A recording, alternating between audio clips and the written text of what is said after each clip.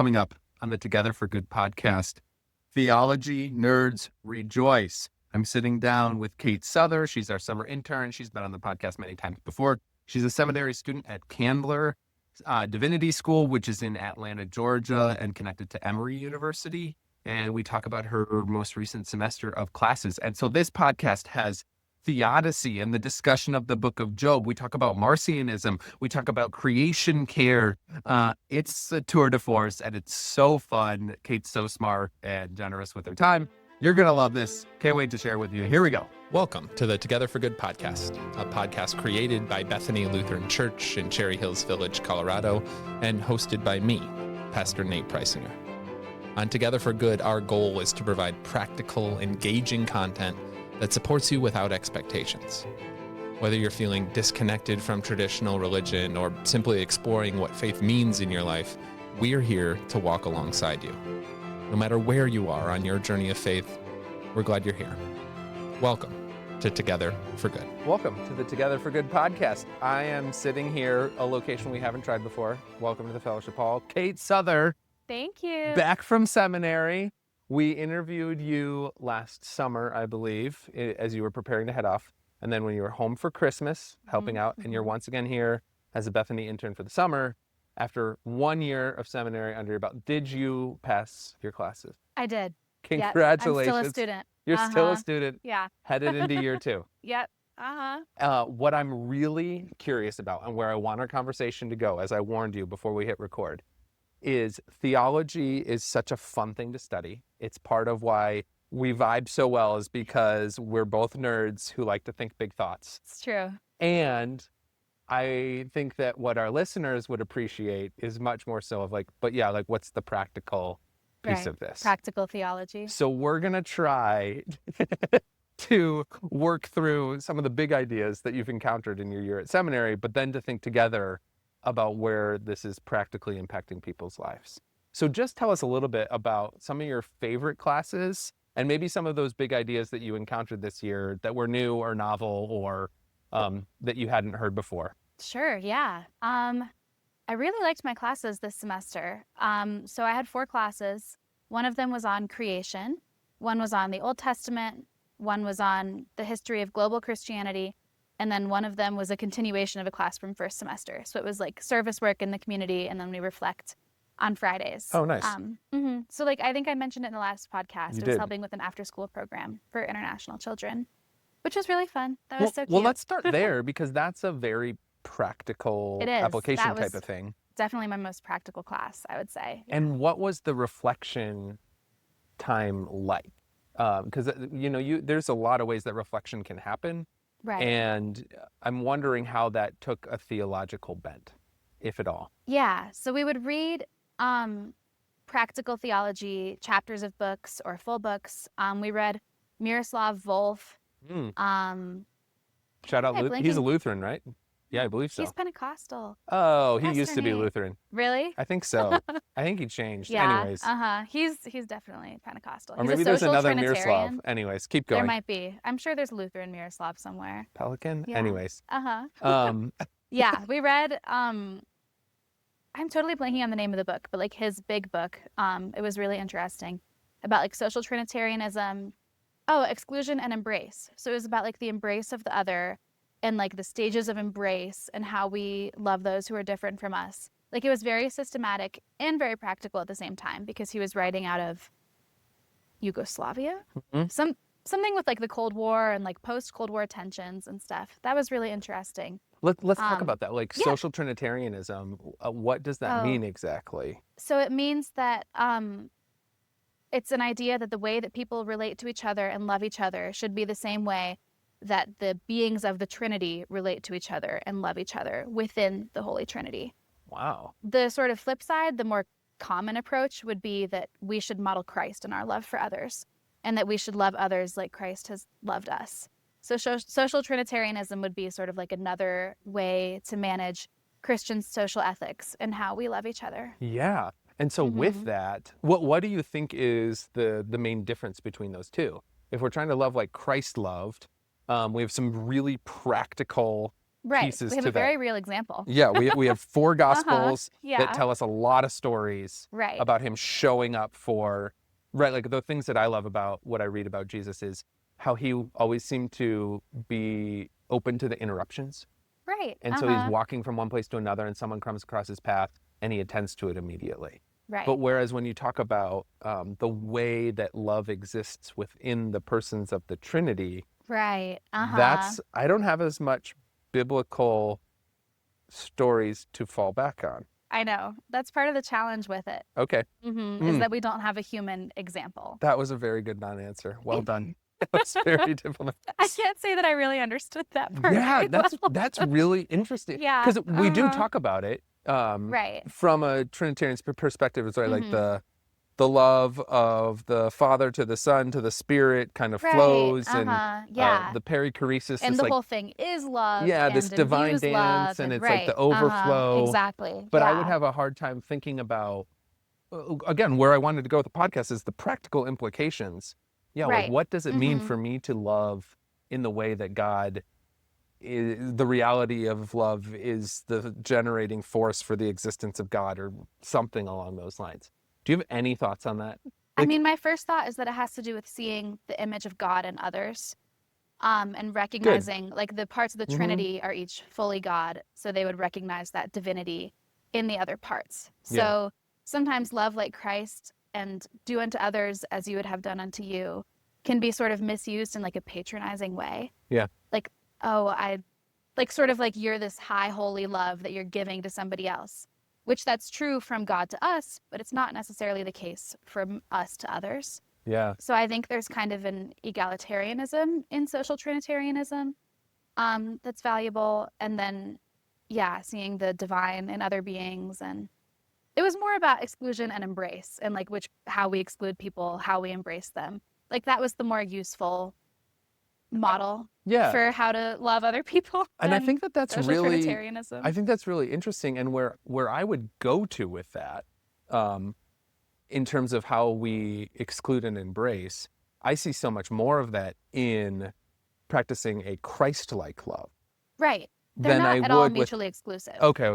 Yeah. They're kind of like two different approaches, but there's so much overlap because Christ is in the Trinity. Did you talk about scapegoating? No. What do you mean? Interesting. Like, so scapegoating is like my new, really interesting piece of it, because I learned recently that the term atone, like that we talk about Christ as the scapegoat. And do you know where the term scapegoat comes from? From the Old Testament. From the Old Testament, right? Like they would take a goat and they would put all the sin on the goat and send it into the wilderness.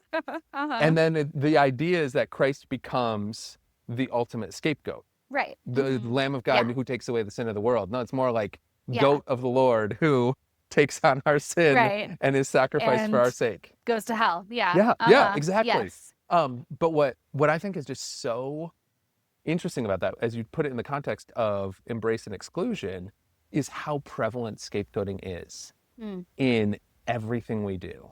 And I mean, like, I see it right now as a parent, where I have my son who, whenever he makes a mistake, he gets in trouble, it is immediately someone else's fault. Yeah. And I mean, and to his defense, like, he learned it from me. Right. Like, I know I do that too all the time, far more often than my wife. For sure. Where I like trip down the stairs and I'm like, why did you leave your stuff on the stairs? But like that scapegoating, it's such a human reaction. It really is. That we can't deal with our own mistakes, so we need to push it off on somebody else. For sure.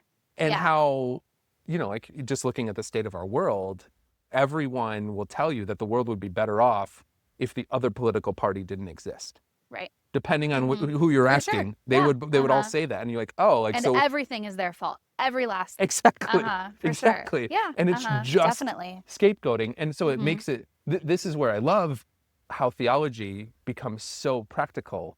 Is that theologically speaking, we talk about Jesus as the scapegoat, and that has roots in the Old Testament practices of the Jewish people. Right. And yet, what a profound statement to say that God enters into our scapegoating tendencies and becomes the ultimate divine scapegoat in hopes of ending that cycle of shame and blame that humanity has always insisted upon. Yes. Ugh. Yeah. Yeah. Anyways, Interesting. Yeah, that's a neat what did you? addition. But it's funny that they didn't get into any of that in Embrace and Exclusion, because that's It where was my more mind about immediately went. refugees and those who are othered and those who are the The scapegoats of the society, scapegoats. Yeah. right? Yeah. I Yeah, guess it's we all just it's didn't. all their fault. Right. This is why things aren't the way they should be. Yeah. And if we could just get rid of all of them, then everything would be okay. Right. It's that type of mindset too Interesting. that we Yeah. always end up with. Okay. Yeah, for sure. So that was but so you're reflecting on the experiences that you have. Yeah, like we would in look at this different service course. theological approaches and then try to apply them to the Mhm. work that we had been doing. And then we would also have verbatims. So we Oh, would, no way. yeah, to sort of like get ready for CPE and stuff. So a verbatim, you go through an experience that you had, a small interaction with somebody, and you repeat what you were thinking, what you think they were thinking, what you said, what they said, and then you sort of like go through all the layers of it. And it takes a while. I Yeah. had maybe a 3-minute interaction, and it was like a 25-minute presentation. Yeah, absolutely. Yeah. I remember those did Yeah. take forever to write up. Mhm. Within that too, though, where do you see, because verbatims allow you for this incredible self-reflection, and you Right. presented it to a group, right? Yes. It And was so to my then class. the group's job is kind of to point out like, hey, why did you Right. assume this? Or you should have Right. done that better. Or They weren't very critical, which was nice. oh, that you We got were off probably lucky. supposed to be, I know. But they were like, I think you're right in thinking this. And I was like, oh, thank you. That was not at all my experience of verbatims. Right. Yeah. Yeah. But within that too, like this is the piece in terms of when we think about embrace and exclusion, modeling the love of Christ or the love of the Trinity. Is there anywhere within that where we're pushed to self-reflect? Yeah. So there's sort of like a self-giving aspect in exclusion and embrace that I think would be the push towards self-reflection. Love it. Yeah. It's like the removal of the self for the sake of Christ's self to Yeah. be inserted. And I think that the removal of yourself would require a lot of I self-reflection must to know what decrease that yourself he might is. increase. Yeah. Yeah, exactly. It's that kind of model, but it was framed through like the body of Christ, like in Galatians. Yeah. It was kind of framed through that in a very like heart and hands and feet, like a very psychosomatic kind of way. It's a very good book. It was interesting. Very cool. Very cool. Yeah.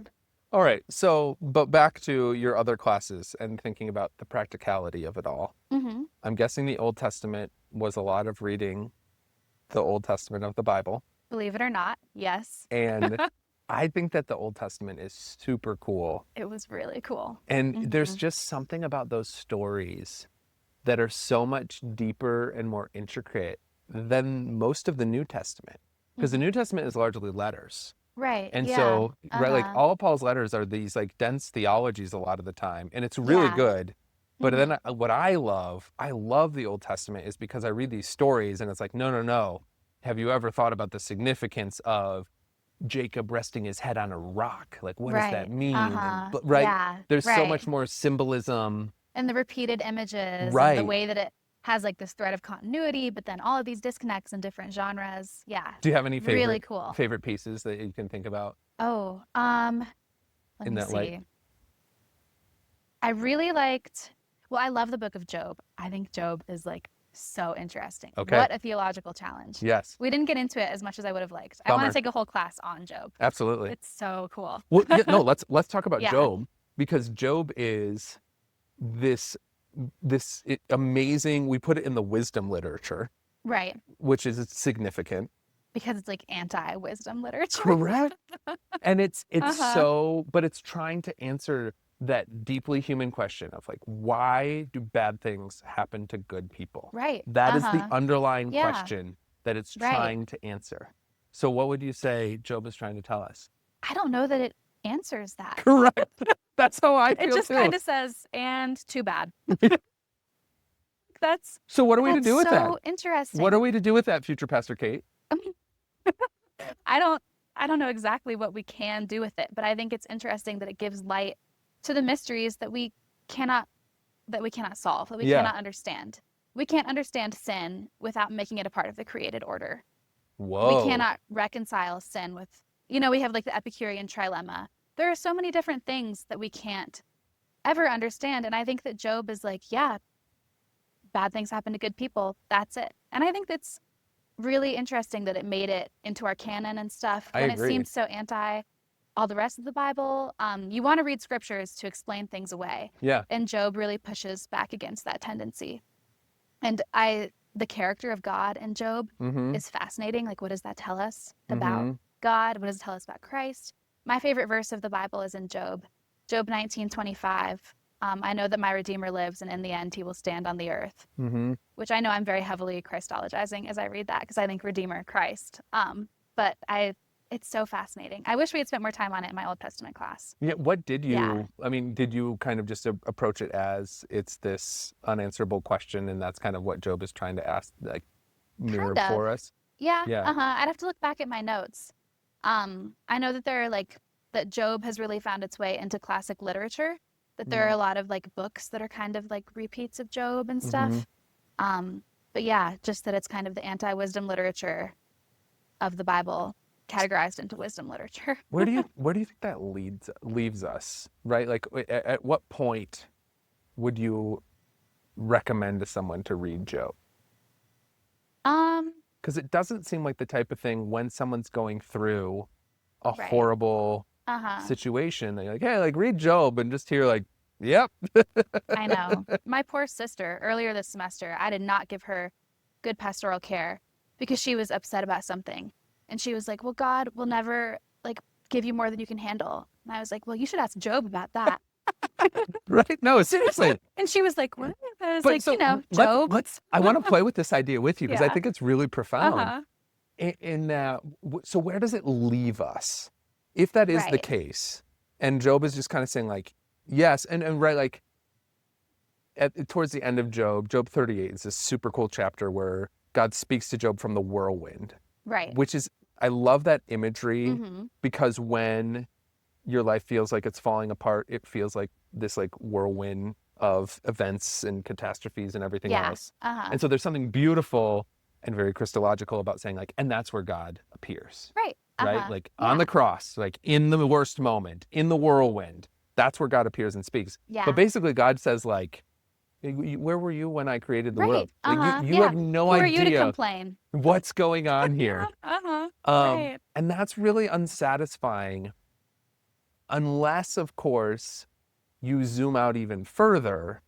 And it like for me, there is some sort of current of hope in that. And maybe I'm just grasping at straws to try and make it make sense. But if we believe that, right, like we're part of a promise that's even bigger than whatever mess is currently happening in our little life. Right. I don't know. I mean, push back on me. Do you feel like that's satisfying? Do you feel like that's faithful to what Job is actually saying? I'm just kind of curious your reaction to that. I mean, I think about the end of Job. Job ends up with a new family, a new wife. Yeah, like a new replacement house. family. I know. Not as good. It's Weird. not as good. Yeah. And I think about Jacob wrestling God and how he walks away with a limp. Yeah. Afterwards, how he's forever changed by this interaction with maybe God. It doesn't really say. Good point. Yeah. It's just, I love that. Good Right. reading. Yes. Good reading. But I think about how we're pieces of a promise. And while we can't always see the larger promise, we have to trust that there is one. I think God reminding Job of Job's smallness kind of pushes towards that narrative that there will be reconciliation in the end, even though we may not feel it in life. Right. And it's not comforting, because when you're upset and like the last thing you want to hear is like, yeah, but things will be fine in the apocalypse. Like, Yeah. like, come on, you know? And in the same sense, we're talking about something very temporary and short, especially Right. in the context compared to eternity. Right. Eternity by definition is infinite. Yeah. And so therefore, like, this is a drop in the bucket. Like, there Yeah. is a piece And I feel of, like that's what God is saying to Job. You are a drop in the bucket, yeah. which is, it's true, but like, is that really what you expect to hear from God? Like, the character of God is so interesting in that. Yeah. And the way that God can be pushed by the devil to test Job and like, Yeah. yeah. Yeah. That I whole, think like, there's a lot to be wrestled with. I could take like 2 years of classes on Super Job cool. and still not get it at all. Exactly. and yet how profound that, like you said, in our scriptures, there is sort of this It's not all easy, neat answers. Right. And we Exactly. often don't talk about that or think about the Yeah. implications of it. It's like, Mhm. yeah, faith is messy, and we don't get all these neat, clean answers to everything that we want. Right. And that's kind of like inherent within the system itself. Yeah. The Bible is a book about what it is to be a human. And Job really, really embodies that, I guess. Speaking of what it's about to be a human, your history of like the global church also gets into just the messy human aspects of this Christian experiment Right. that's been going on for 2,000 years. Uh-huh. Tell us Yes. more about that class. Yeah, it was really interesting. We started with some early controversies like Donatism, Marcionism, all of that kind of, the classic heresies. Really interesting. Then we got into the schisms, the conversions. Do you have a favorite heresy? Oh, I think Marcionism and the way that it's played out through the centuries. Tell us a and little the bit more way, about it. Okay, so Marcionism is the idea that the God of the Old Testament is different from the God of the New Testament. That the God of the Old Testament that people kind of incorrectly associate with wrath and violence and justice, that's a separate God from the God that's revealed to us in Jesus Christ. And that the God of the Old Testament is actually evil and a lesser God, and the God of the New Testament is like superior and is good. So it's sort of this dualism where one is evil and one is good. And Marcion, he was, I don't know, 2nd century? I think that's right. 3rd century? Mm-hmm. I should probably remember that, but pretty influential guy, pretty rich, made his own Bible with no Old Testament and only pieces of the New Testament.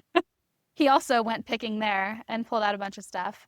And that idea that the two gods are irreconcilable is a heresy that has unfortunately made its way through a lot of Christian history and has been used to justify some really violent anti-Semitism too. When you associate the violent, angry God of the Old Testament with Judaism, and you say like, well, that's the Jewish God. Marcionism was pretty prevalent in Nazi Christianity and the Nazi church and everything. So I think it's interesting how that has continued to play out. So how do you reconcile the two, the Old Testament and the New Testament, and what we see of God? Yeah. So I'm thinking of a verse in Exodus 35, Okay. 30, something, where it's like God will punish the 4th generation, but then God's mercies extend to the 1,000th.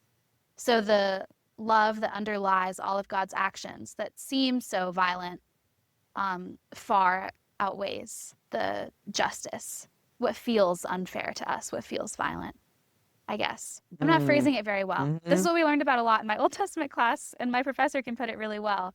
But that like in every single time God's violence or punishment is mentioned, it says right on the flip side that, and then God's mercy extends for 1,000 generations. God's punishment will be for 50 generations, but then God's mercy extends for much longer. So it's sort of that every single time God's steadfast love outweighs any sort of righteous desire for punishment. And in that too, in your discussion of this or in this class, do you talk about, or even in your Old Testament class, like seeing or reading Christ into the Old Testament? Like you kind of mentioned that with talking about the Redeemer in Job and associating that with Christ. Yeah. I mean, did they talk about that at all? Certainly, yeah. I would say it's very popular in this century to not Christologize the Old Testament at all. I think that's definitely the modern tendency. I think that's true. Like that we're very against reading Christ into the Old Testament. I would argue for kind of a both and. I think that you should read the Old Testament as it was meant to be understood by Jewish audiences, and then I think you should reread it knowing that Christ died and resurrected for you. Yeah. Like I think that you should have both readings and both meanings side by side. Well said. I think the thing that I hold on to is I really love John's Gospel and speaking about the Word of God and the Word being present in the beginning, and even saying, like when we say in the scriptures, like he has spoken through the prophets, or this, right? That this is like all the places where God speaks is the Word of God, and it is that second person of the Trinity active and present even in those Old Testament spaces. Right. Yeah. Like because we have this concept of a Trinity, and that, God is kind of appearing in different ways in different forms, that you can still see that and track that. And speaking of Jacob wrestling, I've also heard that interpretation that it was wrestling with the second person of the Trinity. because it Really? was Yeah, the incarnation interesting. of God. Fascinating. Right. And a lot of modern scholars would say, like, no way. You Yeah, can't no. you can't read Christ into this. Like, absolutely not. What are you doing? Yeah. That's Uh-huh. fine. But I think it's kind of necessarily Christian to see Christ in the Old Testament. yeah, I well, think and to connect the you shouldn't two, only do one. I think you should have both. I think you need Mhm. both. Yeah. Well, and it's really valuable also to just believe that God has a history. Right. And I take great comfort in that of like, these are not ideas that we came up with last week, but these have been ideas like thousands of years old, and they track and they connect and they have like build upon one another in a lot of ways. Right. Yeah, I just think that that's really, really valuable. For sure. Okay. Yeah. Uh-huh. Your last one was the creation class. That was my favorite class. Okay. That was really interesting. And this one, I Uh-huh. got to imagine, has some very practical real life implications for us. Yes. It was super systematic and super practical. Oh, Mhm. tell us more. We had a systematic professor and a practical theologian professor leading the class. Like, it was taught by two professors. Dual ed. That's super cool. Yeah. And the systematic one was Lutheran. He goes to my church. Love it. Uh-huh. Yeah, it was great. So we focused a lot on like theological anthropology, which is the theological study of who we are in relation to God. Yep. So a lot of that would be like the Imago Dei. What does it mean to be made in the image of God? How do we use that to exclude or include others? We didn't talk about that a whole lot, but also like the dignity of creation. What does it mean to have a good world that's gone wrong? Like a lot of these really big systematic questions, but then also like concepts like the apocalypse and original sin and how they relate to climate change was super interesting. Okay. Yeah. Uh-huh. And then why are Christians called to act? Why do we need to take care of the earth? How do we take care of the earth? And then what does it mean to take care of the earth when we know that God will redeem all of creation? Yeah. There's a Lutheran theologian, Joseph Sittler, who wrote about a cosmic Christology and the redemption of all of creation because creatures are inseparable from creation. Yep. And like, yeah, really interesting. So with all of that too, I mean, was this environmentalist propaganda? Probably a tiny bit. Yeah. and right, like obviously leading the Right. witness, it was deeply rooted in our confessional belief that we believe that God created the heavens and the earth. Yes. And so therefore, yeah, there is a call to care within that belief and that statement. yeah, it was very Genesis heavy, for Very sure. Genesis heavy. Yeah, Yeah. probably more the Yahwist account than the priestly account, but both. Did you have anyone in the class that was a little put off or offended by some of this? Nobody that raised their hand and spoke. Nobody that I Fair. remember hearing from. Yeah. Because that would be the fascinating thing, is I'd love to hear someone with pushback on some of this too. Being Right. like, hey, Yeah. like, no, like we get to It have says dominion have over. dominion. Yeah. Right. Right. And I have wrestled with a little bit of that kind of internally, but Would you have Didn't said, like, say much. heading into that class, you already had appreciation for recycling? yeah. I'm from Colorado, of course. I know, like, right, like, yeah. creation weighs heavy out here Yeah. in terms of for our sure. appreciation for it, and the beauty of Right. it. Yes. But what you're really, and so it was very much a class in reflecting on that reality of, if this is like the gift that God has given us, what are the implications for how we should live now? Is that fair? Yeah, I would say that was a big part of it. And with the climate change conversations, they Yeah. put that in terms of the apocalypse. We did a little bit of apocalyptic reading at the end and what it means for Christians to live in end times. Good. It was really interesting. It was really interesting. Say more about that. Yeah. Like that also seems a little heavy-handed, and I'm really curious to learn more. Right. So, every week we hear stats that the world will end in 20 years, or that the world will end in 80 years, or that we won't have any oxygen next week, or whatever it is, Yeah. And the idea that this author, Kyle Lambelet, who actually teaches at Emory, Cool. the idea that he was pushing with this one piece that we read was that Christianity offers a tradition for living in the end times through our apocalyptic writings, and that it offers like a unique framework for both living in this world and living in the next at the same time. So like not pushing towards quietism where we don't do anything and we're like, okay, it's all in God's hands, that's it. But also not making us feel like it's all on our plate, that it offers a nice balance where we can both live in the here and now and await the world to come in a way that's healthy for us and healthy for creation. Be a little more specific. What do you think that looks like today? Because I think quietism is often where many of us just feel like we end up. Because it's like, Right. Mm-hmm. if I never drove a car again, and I recycled everything I had, Right. I don't think it would be a drop in the bucket. Yeah. Right? Like, Uh-huh. if we're really going to do anything about pollution, it's going to be the huge corporations Right. that have to change their practices. And that's true. Yeah. Mhm. Uh-huh. So it's kind of about balancing big actions and small actions. And I think that goes into this concept of unoriginal sin too, that we talked about. Unoriginal? Mm-hmm. Wow. Yeah. It was really, so there's like original sin and actual sin. And we talked about this in between of unoriginal sin. So climate change, like the destruction of creation, is something that we all take part in every day and that we can't help. Like, and you're just a drop in the bucket. And the way that our society is set up, I have to drive to work. I know, right? I don't have a choice. So it's sort of this entanglement where it's original sin, like something that we've inherited, and something that we still take part in. Yeah. So it was this kind of unique blend of this world and the world to come, and then also our inherited sin and what we continue to do. As a good Lutheran, and since there was a Lutheran professor in that class as well, where is the line with works and grace in all this as well? Because it can really get quickly into like, it is up to me to save the world. Yeah, for sure. Which is a direct path to despair.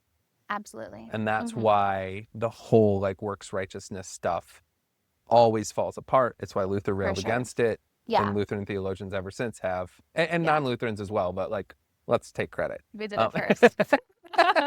Yeah, for sure. So yeah, but like what's did you talk about that? Like what is the line on all this, especially in the face of something as immense as climate change? Right. Yeah. Yeah. I certainly thought about it on my own, but what we talked about more in class was that there's this sort of guilt versus shame, and that guilt inspires you to do something, whereas shame, you're just like, whatever, I give up. And that unoriginal sin, using that framework, would hopefully inspire an idea of guilt that leads us to some action, but still places our hope in the future. I would say, of course, like a good Lutheran, that grace comes before all, and that fruits are a work. Works are fruit. Yeah. Well said. Works are fruit of that faith that we have in grace. Yeah. Yeah. I like your answer. And that better. God will, well, yeah. What a cool class, though. Yeah. It was really interesting. I think those are good things, right? Like that, just in the church as a whole, is we should think more about is like, what are the practical implications of the theology that we express? And there's a lot of that with how science and theology interact too, especially in the last 2 centuries with like evolution and everything, and how we've come to think about that in the creation stories. Like we talked a little bit about that, which was also has really unique social implications. Absolutely. Yeah, absolutely. Yeah. And it just becomes more and more complex with each day. Right. And yet I don't feel like it's gotten to the point either where they just aren't allowed to talk. I think some people have gotten to that point where like, no, like science and faith can never get together. Where they describe 2 separate things. Yeah, it's like, no, like it's all still works together. Right, yeah. Yeah. For sure. So, okay. With all of this, you are always like a very academic, heady type of person. And yet it is interesting that your favorite class was the one that pushed you to combine them the most. Although I did like the headier part of that. Thank you for being honest. I'm only human. Yeah. And as you think about the practical implications, though, of all this study that you're doing, tell us just a little bit about how you're feeling and thoughts about where you think you're heading post-seminary. What are you hoping for? A good parish call? I think not a lot of the other students are doing parish ministry or even are on an ordination track at all. Wow. Which is really interesting. Yeah. At least not everybody. And you certainly more than half. I was kind of expecting everybody to be on an ordination track. Yeah. You know? And you haven't felt pulled that direction? despite the fact that you love the academic side of it. Yeah. I don't really like writing. And I think that continuing in academia would involve a lot of writing, Yes, it would. which I am not interested in. Nice. Yeah. The honor of getting to give the sacraments outweighs my love of academia, for sure. I love that. I can't imagine anything more special. Wow. Say more about that. What is it? I can't even like explain it. Yeah. Yeah. Just that to be trusted and to be called and ordained to give the body of Christ to somebody and to welcome somebody into God's kingdom through baptism, that outweighs anything that I've ever wanted to do. Wow. I love that you would say that. I really hope you continue with that level of like love and respect of the sacredness of those rituals that have been a part of the rhythm of the church forever. Yeah. Yeah. I think if you had asked me a year ago why I wanted to be a pastor, I would have said it's because it's my dream job. And it is, but now I would say it's to give the sacraments. Huh. That's a really good answer. It really is. I heard a story about a retired pastor who did a lot of work within the ELCA and was pretty high up there in different ways. And my friend was asking him, like what gives you hope? Because he feels really upset a lot of the time about certain things that are happening in the church, blah, blah, blah. And his answer was, he's like, I still have hope because the sacraments were administered in thousands of locations every single Sunday since the ELCA was formed. Like, that is a great answer. It's a really good point. And it ties in, right? Like with the whole Job conversation of like, it's a part of a much bigger story that we're all a part of. Yeah, a much bigger mess. Yeah. But that's what it's connecting us with. Yeah. It's just something so far beyond our tiny little life, whatever that might be in the moment, as hard or as good as it is. And yeah, the universal Christ died for us and somehow is present in this meal that we share together every week. Yeah. It's like, how amazing is that? Yeah. It's wild. It's cosmic and it's beyond, and it's... Why would anybody want a job where you don't get to do that? Yeah. Can you imagine? No. Well said, Kate. You're the best. I'm so glad you're here for another summer. It's just so fun hanging out and chatting with you, fellow theology nerd. Thanks for sharing your semester with us, but like your heart with us as well, and all of your gifts this summer too. You're just such a value and asset to the staff. Thank we you. love having you here. I love being here, of course. All right. We'll keep bringing you on. Hey, and you, dear listener, thanks for listening. Share this with family and friends who might be interested in learning more about seminary and the practical implications of all the stuff that we talk about at church. As always, stay in peace. Thank you for listening to the Together for Good podcast. If you'd like more resources for your walk of faith, please visit our website, bethany-denver.org, or download our mobile app by searching Bethany Connect in your phone's app store.